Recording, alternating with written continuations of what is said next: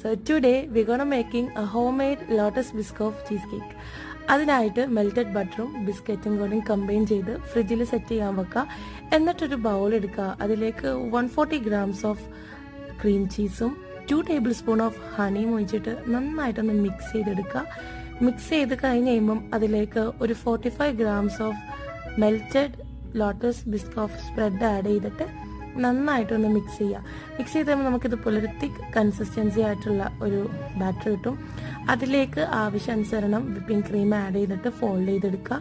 ഇവിടെ നമുക്ക് gelatin use ചെയ്യേണ്ട കാര്യമില്ല, കാരണം സ്റ്റിഫായിട്ടുള്ള ക്രീം ആണെങ്കിൽ ജെലാറ്റിൻ വേണ്ട കേട്ടോ.